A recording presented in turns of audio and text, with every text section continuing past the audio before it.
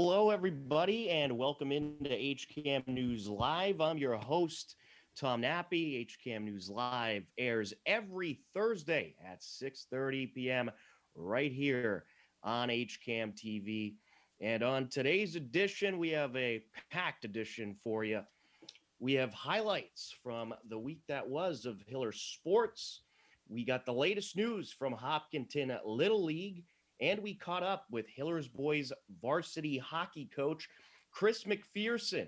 But first, the Hopkinton police chief, Joseph Bennett, recently filled us in with some happenings at the HPD. Here's a look. Just a great day. So I also heard that you had some visitors by your station here in the shape of Girl Scouts, and they came by to thank you. The Girl Scouts over the years have always been so good, supportive of us, and they treat us so well. It's and they're just another example of the kindness, caring, and generosity of the community. But I'm sure everybody that was here at the time enjoyed seeing them. Oh yeah, it's so nice when they just stop in just to say hello. Yeah. You know, they're not looking for a tour. They're not looking to earn a badge. They just come in and just give you the big thank you. Those are huge. Well, we do look forward to starting the tours up when we get through this. Oh my goodness, I know. It's awful. I still get overload of boxes of plastic fire helmets at my station because we don't get to give them out anymore. You know. We'll get there. Right. So let's see. You had a couple of new officers start, and are they all done with their street training now? Yep, they're both on the road. We have three newer officers. We have Cody Normandin, Brittany Firth, and Nate Wright. They're all out on the road and working. And so from everything I'm hearing, they're doing a great job. And they're a good fit for the organization too. And I trust as the community gets to know them, they'll fit right in. Oh, absolutely. They all were they there beforehand? I know, of course, Brittany being a dispatcher before I stole it from you. Yeah. Back. That's okay. We'll just train her and then you take her. Yeah, take him again. Sure. She did a great job in communications, and I'm sure she'll do a great job here. We're glad to have her back in our building. She was always part of our family, but even when she headed east for a little while, but we're glad to have her back. Yeah, she just needed a little fixing, just a little tweaking. Yeah, thank you. So there was a comment that we got here where a person says that they believe that officers get special training to help people with autism. And I was wanting to speak about it because you know what? If somebody had asked me that, it would never cross my mind that, that you would have that specialized training. And so if you could talk about that type of training you get, and also any other kind of training that I personally wouldn't think about that you people would have. Sure. I mean, the autism training is outstanding. And all the instructors, people it's near and dear to their heart, where they have, you might have a 17-year-old autistic male who's 6'4", and we've had them autistic members of the community go into a bathroom with a knife. Okay, what are we gonna do? We're gonna storm the door? No, so you sit back. But with the class teaches a lot of things that you might not know about, say, touch sensitivity, how they don't want to be touched, or sound sensitivity, or proximity. Some of these things trigger people with autism. Many autistic people are sensitive to sound. So controlling the environment, offering separation, listening, identifying triggers by talking with the parents. One of the things we have here is a program that we started years ago, or maybe has Alzheimer's, which is another topic we study.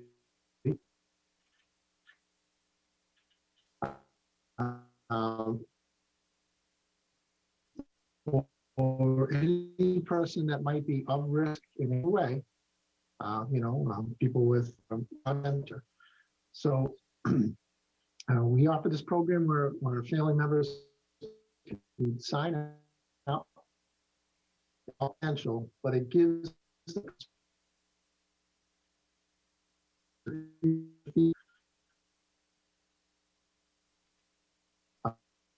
uh,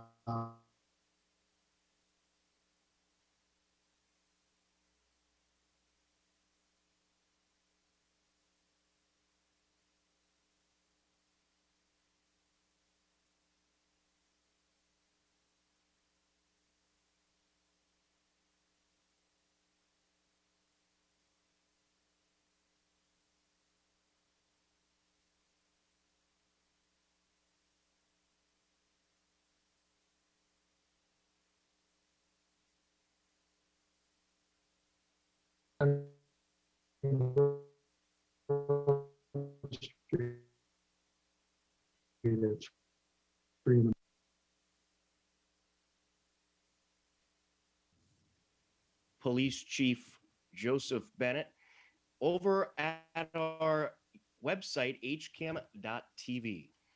Also, recently, we received an update from the Hopkinton Little League executives. They joined us on a recent edition of the Hangout Hour. Here's a look at some of the latest with Hopkinton Little League.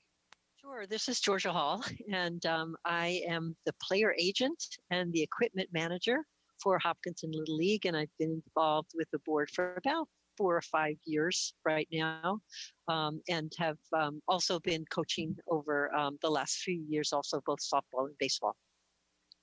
Okay, thank you. Claire.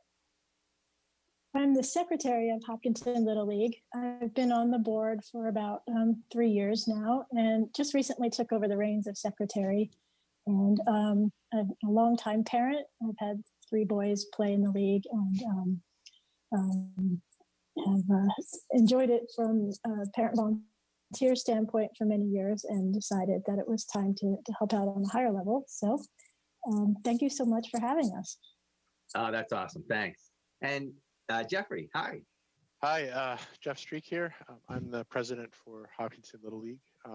I've been a volunteer for, I guess about 6 years now, both as a coach and then just prior board roles. We're strictly volunteer driven, nonprofit organization. We're affiliated with Little League International. We offer both baseball, softball, and then a new program we're launching this year called Challenger. We have approximately 30 board members that occupy different roles within the organization. And in terms of volunteers, we average around 130 to 200, depending on the type of season we have. So, Jeff, 130 volunteers? That is a lot of volunteers. Does that include the players? Does not include the players. From a player point of view, in what I'll call our typical best season, which is not last year, not this year. So pre-COVID, we would have a little over 600 players involved in the program. And we are in, Little League is comprised of districts. We're in what they call District 11, and we're the largest program within that district. And it includes some large towns, Canton, Norwood. So we actually do a pretty comprehensive program across the board. Is that 600 Hopkinton kids? It is. The majority are Hopkinton with the new program that we're launching this year officially, the Challenger program. We're actually opening that up to any town with that wants to join us. So, Southborough, Northborough, Holliston, whatever. We're open to those players. Hopkinton Little League this year will be introducing the Challenger program. So The Challenger program was created by Little League International for special needs kids to give them an opportunity to participate in game like activities, learn about the game, and just overall have fun. There's similar programs in other sports, basketball, soccer within town. And those programs are also open up to surrounding communities to participate. And we, with our starting challenger, we're kind of uniquely, positioned, if you want to call it that, to kind of cater to Metro West. I don't know of another program that's kind of around us that's offering baseball at the moment.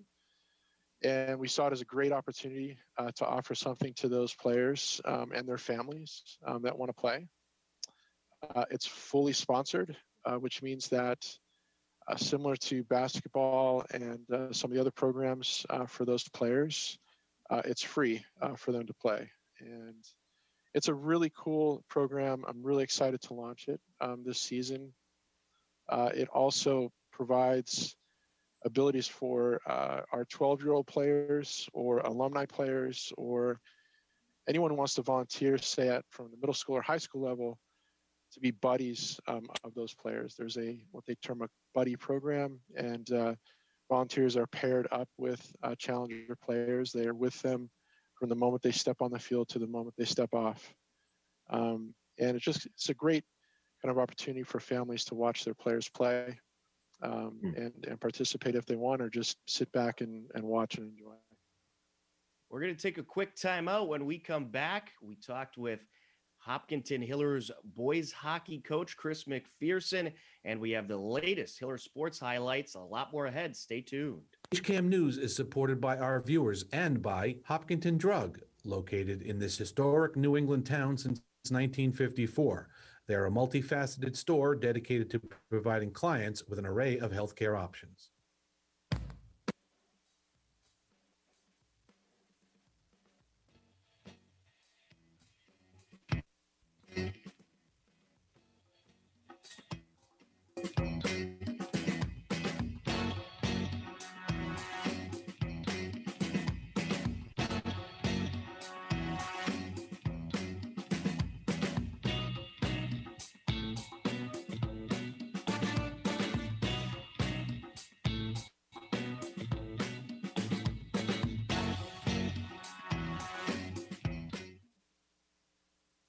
HCAM programming is supported by our viewers, thank you, and by Phipps Insurance Agency, representing companies such as MapFree Insurance. Their family-owned independent agency is deeply rooted in the communities they serve and offer time-tested insurance products to fit individual needs. Since 1950, Phipps Insurance specializes in home, auto, business, condo, and renters insurance. And welcome back into HCAM News Live. On our weekly sports show, HCAM Sports Talk Live, which airs Wednesdays at 3 p.m., we sat down with Hopkinton Hillers boys varsity hockey coach Chris McPherson. Here's a look. Things are going pretty well. We had a little shutdown for a little bit there, but we're back in action and looking forward to our first game in a couple weeks on Wednesday. The team's doing pretty well, 2-1 so far. A good win, a tough loss, and a good win. So hopefully we're trending more with the good wins. Absolutely. It was a great win in your last game against Westwood, and you had a good win in one of the games against Norwood as well. But I thought after a tough 8-1 loss against Norwood, it was a great rebound win against a talented Westwood team.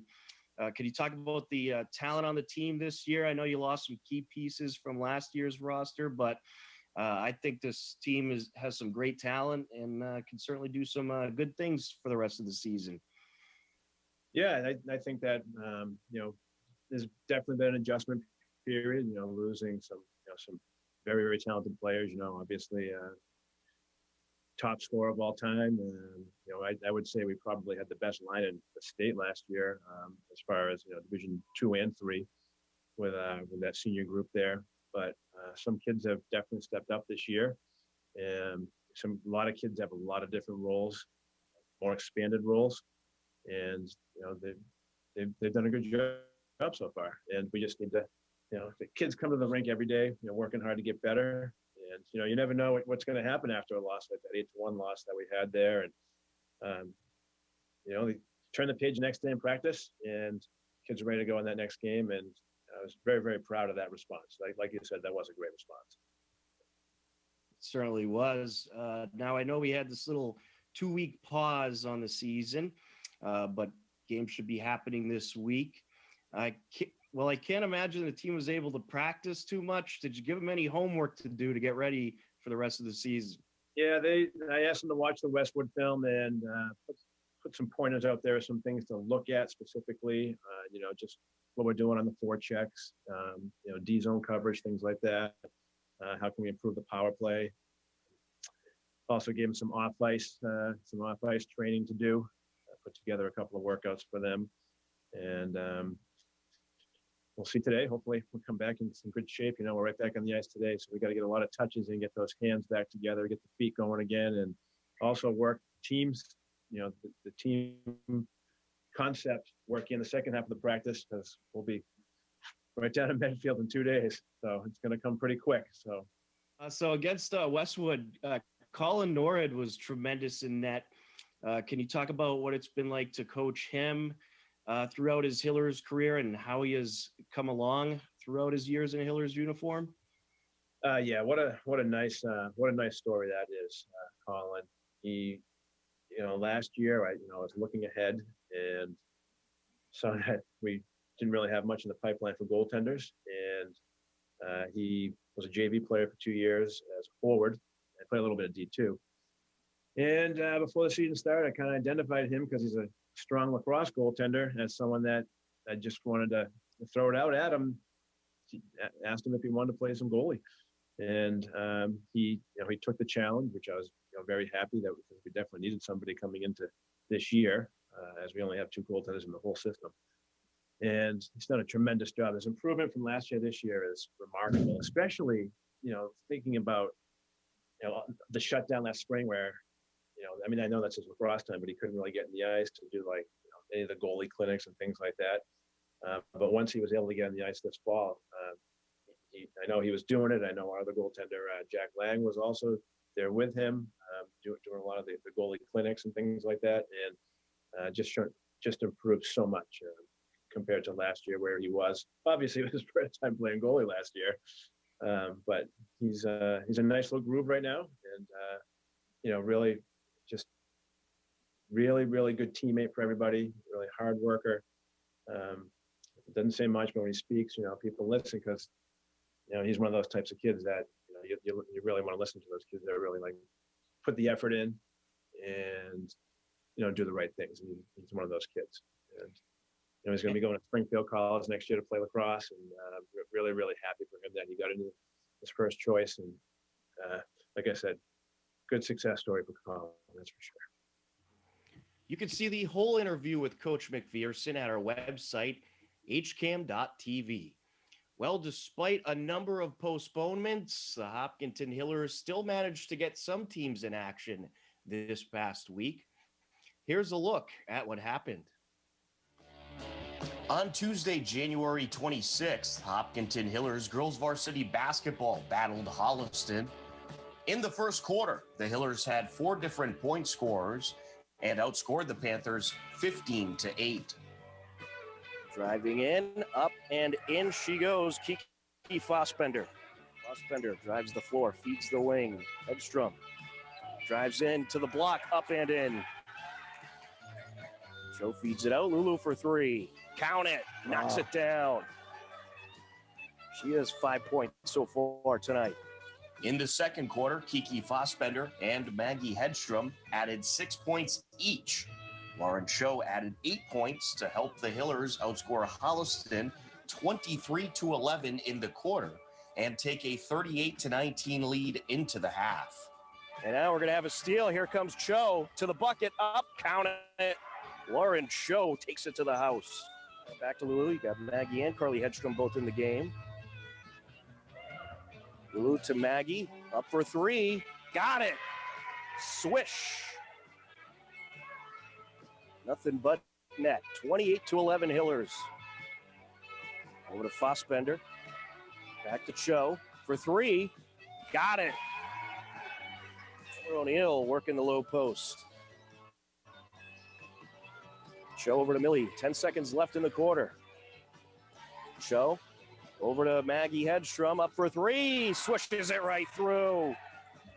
In the third quarter, Kiki Fossbender, Lauren Cho, Maggie Hedstrom, and Lulu Murphy all contributed in a 15-10 quarter to up the lead to 53-29.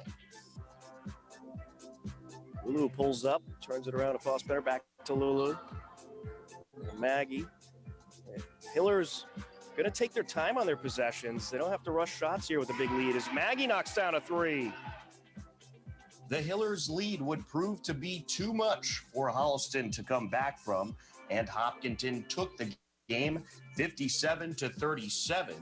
Lauren Cho had a team-leading 14 points, while Kiki Fossbender added 13 points and Maggie Hedstrom added 12.